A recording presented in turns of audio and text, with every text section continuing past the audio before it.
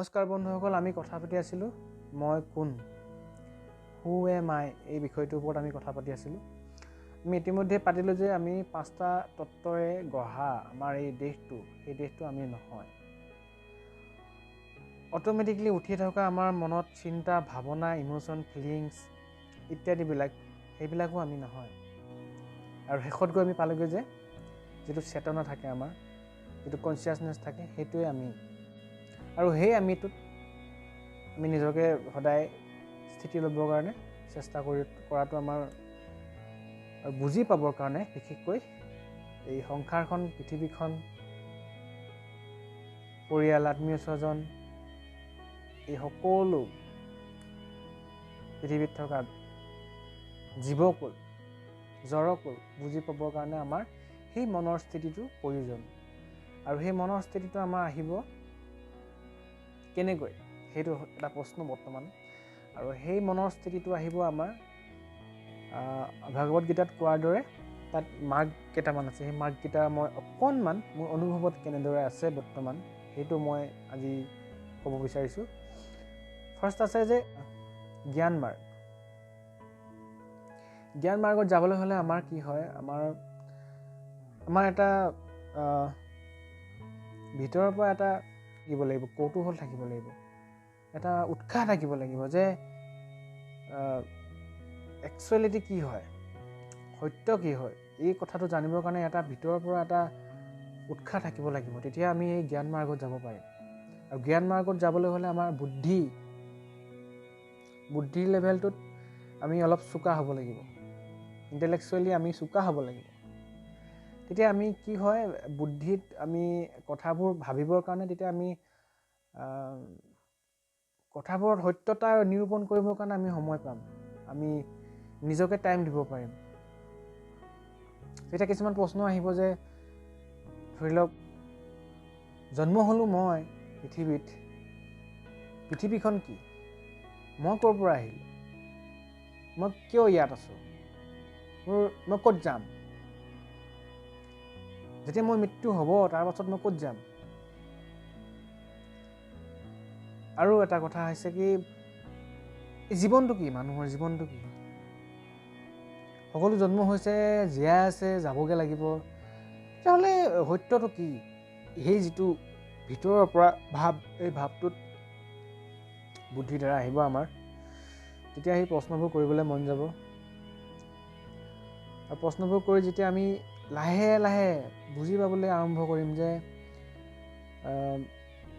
আমাৰ মনটো কেনেদৰে তৈয়াৰ হ'ল, মানে সৃষ্টি হ'ল, আমি কেনেদৰে জন্ম লাভ কৰিলোঁ, যিখিনি বেছিক হয়, যিখিনি একেবাৰে সাধাৰণ কথা হয়, যিখিনি নলেজ মানে মানুহৰ থাকেই, বাট সেইখিনি উপলব্ধিত নানে মানুহে। সেইকাৰণেই মানুহবোৰ এই মানে ধৰি লওক বেছিকৈ অহংকাৰী হয়, বেছিকৈ মানে মই ভাৱৰ সৃষ্টি হয়, মোৰ সকলোবিলাক মোৰ হৈ যাওক। একদম চিম্পল এক্সাম্পল এটা হ'বলৈ হ'লে, মোৰ পৰিবাৰ, মোৰ পৰিয়াল, মোৰ সংসাৰ, মোৰ গাঁও, মোৰ নাম আমুক, মই আমুকখন দেশত থাকোঁ, মই আমুকখন ৰাজ্যত থাকোঁ, মই আমুকটো চাকৰি কৰোঁ, মই আমুকটো বিজনেছ কৰোঁ। এই যে মোৰ ভাৱটো, সেই ভাৱটোৰ উৎপত্তি ক'ত হৈছিলে, সেই ভাৱটো যেতিয়া মই এইখন নাছিলোঁ পৃথিৱীত, তেতিয়া ক'ত আছিলে, ইত্যাদিবিলাক যেতিয়া আপোনাৰ জ্ঞানত, আপোনাৰ মনত, আপোনাৰ বুদ্ধিত আহিব, তেতিয়া এইখিনি গোটেইখিনি বুজি পাব, একদম এভৰিথিং, সকলোখিনি যেতিয়া বুজি পাব আপোনাৰ মনটোৱে, তেতিয়া আপোনাৰ এই যে জ্ঞান হ'ল আপোনাৰ সংসাৰখনৰ প্ৰতি, নিজৰ মনটোৰ প্ৰতি, নিজৰ দেহটোৰ প্ৰতি, আৰু গোটেইখিনি জ্ঞান হোৱাৰ পাছত যিটো বাকী থাকিবগৈ, স্থিতিত থাকিবগৈ, যিটো ভগৱানৰ স্থিতি বুলি কয় সচৰাচৰ মানুহ, কিন্তু সেইটো ভগৱানৰ স্থিতি নহয়, সেইটোৱে আমাৰ ৰিয়েল চেল্ফৰ স্থিতি, সেইটোৱে আমাৰ আত্মাৰ স্থিতি। আৰু সেই আত্মাৰ স্থিতিটোত পালে সেইটোক কয় জ্ঞান যুগ। ভাগৱত গীতাত কোৱাৰ দৰে সেইটো জ্ঞান যুগ, যেতিয়া গোটেইখিনি বুজি পোৱা যায়, বুজি পাই পিনি আপোনাৰ মনটোৱে যেতিয়া ৰিয়েক্ট কৰিবলৈ আৰম্ভ কৰে ছিটুৱেশ্যনবিলাকত, কোনটো ছিটুৱেশ্যনত কেনেদৰে ৰিয়েক্ট কৰিব লাগিব, তেতিয়া সেই স্থিতিটোক কয় জ্ঞান যুগ। আৰু দ্বিতীয়তে আহিলে ভক্তিযুগটো কেনেকৈ আহিব? ভক্তিযুগটো তাৰ পাছত আহিব কি জ্ঞান যুগ হোৱাৰ পাছত, যেতিয়া কথাখিনি বুজি পোৱা যায়, তেতিয়া আপোনাৰ সৃষ্টিকৰ্তাৰ কাৰণে আপোনাক যোনে সৃষ্টি কৰিলে, আপোনাৰ অস্তিত্বটোক যোনে সৃষ্টি কৰিলে, সেই সৃষ্টিকৰ্তাৰ ওপৰত আপোনাৰ এটা বিশ্বাস আহিবলৈ আৰম্ভ হ'ব যে মোক সৃষ্টি কৰিলে ভগৱানে, গড, আল্লাহ, যাক আমি কওঁ ধৰ্মীয় ভাষাত। সেইটো এটা আপোনাৰ অট'মেটিকলি এটা ভক্তিভাৱ আহিব যে তেখেতৰ ওপৰত, যে তেখেতে সৃষ্টি কৰাৰ কাৰণেই মই আজি এইখন পৃথিৱীত আছোঁ, বা মোক মা দেউতাই জন্ম দিয়াৰ কাৰণেই এইখন পৃথিৱীত মই আছোঁ, আৰু থাকি বৰ্তমান কালচোৱা চলি গৈ আছে, আৰু ভৱিষ্যতলৈ তেখেতৰ মানে ভগৱান, গড, আল্লাহ, আমি যি বুলিয়ে নকওঁ, তেখেতৰ দুৱাতেই, তেখেতৰ আশীৰ্বাদতেই মোৰ বাকী চোৱা টাইম যাব লাগিব। মই বাকী চোৱা টাইম যাব লাগিব এইখন পৃথিৱীত থকালৈকে, যেতিয়ালৈকে মোৰ মন, শৰীৰ ইত্যাদিবিলাক থাকিব। তেতিয়া আপোনাৰ ভক্তিভাৱটো আহিব 24/7। যেতিয়াই আপুনি এটা হাৰে থকা অৱস্থাত থাকিব, তেতিয়াই আপোনাৰ এটা মনত এটা ভাৱ থাকিব যে তেখেতক ভক্তি কৰিব লাগে। জ্ঞান হোৱাৰ পাছত ভক্তি আহিব। তাৰ পাছত আৰু এটা আছে, আমাৰ গীতাত আছে যে কৰ্মযোগ। কৰ্মযোগ কি? কৰ্মযোগত আমাৰ যিটো ইগ' সেইটো ভালকৈ প্ৰকাশ হয়। যি অলপ গভীৰলৈ গৈ এইটো অধ্যয়ন কৰে, তাত এইটো মানে আমাৰ একদম মানে জল পটকৈ ফুটি উঠে যে কৰ্মযোগ কি। কৰ্মযোগত আমি শাস্ত্ৰত কৈছে যে আপুনি কাম কৰিলেও কৰ্ম কৰে, কাম নকৰিলেও আপুনি কৰ্ম কৰি থাকে। এই যে আমি মনত ভাবি থাকোঁ কথাবিলাক, সেইবিলাক আমি যেতিয়া আমি কাম নকৰোঁ, ধৰি লওক আমি ফিজিকেলি যেতিয়া এক্টিভ নহওঁ, বাট মেণ্টেলি যদি আমি কিবা ভাবি থাকোঁ, সেইটোও কৰ্ম শাস্ত্ৰমতে। চ' সেই কৰ্মযুগত আপুনি বিজনেছ কৰিছে, বা আপুনি চাকৰি কৰিছে, বা আপুনি কিবা এটা নহয় কিবা এটা কৰিছে, কিবা এটা নহয় কিবা এটা কৰিতো আপুনি ফিজিকেলটো মেইনটেইন কৰিব লাগিব, নহ'লে আপুনি জীয়াই কেনেকৈ থাকিব, পৰিয়াল কেনেকৈ আপুনি পোহপাল দিব, ইত্যাদিবিলাক। যেতিয়া আমাৰ কৰ্মযোগৰ কথা আহে, তেতিয়াই আমাৰ সেই মই ভাৱৰ সৃষ্টিবিলাক তেতিয়াই হয়। কি হয়, কৰ্ম কৰোঁতে আমি নিজকে মই ইমানটো বিজনেছ কৰিছোঁ, ইমান ডাঙৰ এটা বিজনেছ কৰিছোঁ, মই ইমান ডাঙৰ এটা চাকৰি কৰিছোঁ, মই ব্লা ব্লা ব্লা ব্লা ইত্যাদি ইত্যাদি। আৰু সেই কৰ্ম কৰাৰ সময়ত আমাৰ সেই কৰ্মটোৰ লগতে আমাৰ ফলৰ আশাটো আমাৰ থাকেই। আমাৰ হোপটো থাকেই যে এই কৰ্মটো কৰিছোঁ মই আজি এই চাকৰিটো কৰিছোঁ, চাকৰিটো কৰাৰ পাছত যিটো ফল তাৰ পৰা আহিব, যিটো মান্থলি পে'মেণ্ট আহিব, বা মই এই বিজনেছটো কৰিছোঁ, এই বিজনেছটো কৰাৰ পাছত মোৰ যিটো বিজনেছটোৰ দ্বাৰা মোৰ লাভ হ'ব, তাৰ পৰা সেই লাভটোৰ পৰা মই সিমানখিনি টকাৰ পৰা আমুকটো বস্তু কিনিম, আমুকটো কাম কৰিম, যিটো ফল আমি আশা কৰোঁ, সেই ফলটো আমাৰ যদি ত্যাগ কৰিব পাৰোঁ আমি, তেতিয়া আমি কৰ্মযোগী হ'ব পাৰিম। কিন্তু সেইটো ত্যাগ কেনেকৈ কৰিম? ত্যাগটো কৰিব নোৱাৰোঁ আমি, কাৰণ কিবা এটা কাম কৰিলেতো ফলটো আশা কৰিবই লাগিব আমি। সেইখিনিতে শাস্ত্ৰত সেই প্ৰশ্নবোধকটো লগাবলৈ কৈছে যে তুমি কৰ্ম কৰি যোৱা, সৎ কৰ্ম কৰি যোৱা, অসৎ কৰ্ম কৰিব নালাগে। সৎ কৰ্ম কৰি যোৱা, কিন্তু তাৰ পৰা ফলটো তুমি আশা নকৰিবা।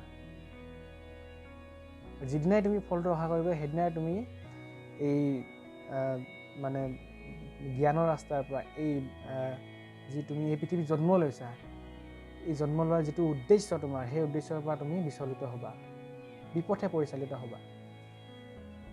তেতিয়া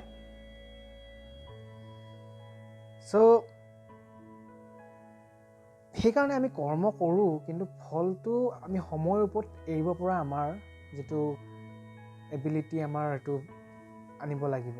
নহ'লে আমি কৰ্মৰ পৰা আমি ফল সদায় আশা কৰিয়ে থাকিম, আৰু সেই আশাত বন্দী হৈ থাকিলে আমি সংসাৰৰ যিটো মায়া বুলি কৈছে, মোহ বুলি কৈছে, ইয়াত আমি বন্দী হৈ থাকিব লাগিব।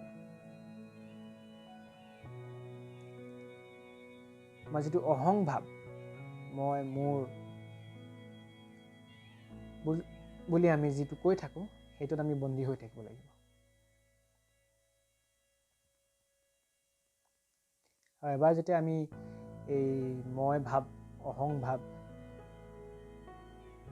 ত্যাগ কৰিব পাৰিম, তেতিয়া আমি সেই স্থিতিটোত যিটোক শ্ৰীকৃষ্ণই কৈছে মোৰ পৰাই সকলো আৰম্ভণি, মোতেই সকলো শেষ, মই তোমাৰ জন্ম হোৱাৰ আগতেও আছিলোঁ, মই তোমাৰ মৃত্যুৰ পাছতো থাকিম, যাৰ কোনো জন্ম নহয়, যাক অস্ত্ৰই কাটিব নোৱাৰে, যাক জুয়ে জ্বলাব নোৱাৰে, মোৰ পৰাই সকলোবিলাক উৎপত্তি হৈছে, মোতেই সকলো বিলীন হ'ব।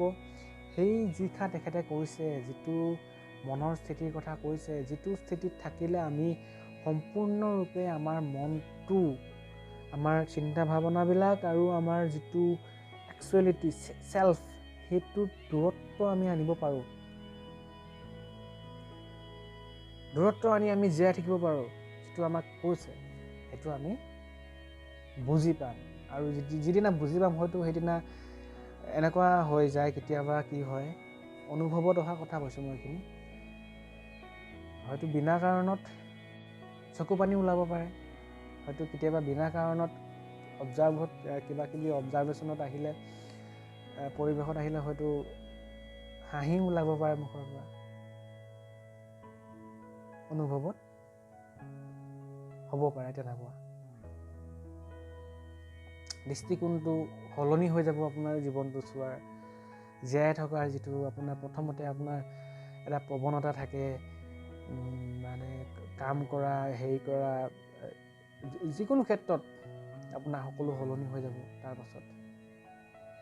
আৰু আমি সেই স্থিতিটোত যিটো একচুৱেল হয়, যিটো সত্য হয়, তাক জানিব বিচৰাটো আমাৰ একদম বহুত বেছি বৰ্তমান সময়ত প্ৰয়োজনীয়। কাৰণ সকলো যদি নাশবানেই হয়, সকলো যদি অস্থায়ী হয়, যদি স্থায়ীটোনো কি সেইটো জানিব বিচৰাটো মানুহৰ ভুল নেকি? যদি সকলোবিলাক অসত্যই হয়, আজি এটা অসত্য উদাহৰণ দিবলৈ গ'লে, মই নিজকে মোৰ নামটোৰ লগত উৎপত্তি হৈছে এটা শব্দ, সেই শব্দটো উৎপত্তি হোৱাৰ পাছত এই দেহটো যেতিয়া নাথাকিব, সেই নামটো বিলীন হৈ যাব, নাথাকিব, সেইটো কি সত্য নেকি? সেইটো সত্য হ'ব নোৱাৰে। সেইটো আমাৰ সাংসাৰিক বা আমাৰ মায়ামোহত আবদ্ধ হৈ থকা মানুহৰ কাৰণে সত্য, বাট এজন চেল্ফ এনকুৱাৰী কৰা মানুহৰ কাৰণে সেইটো সত্য নহয়।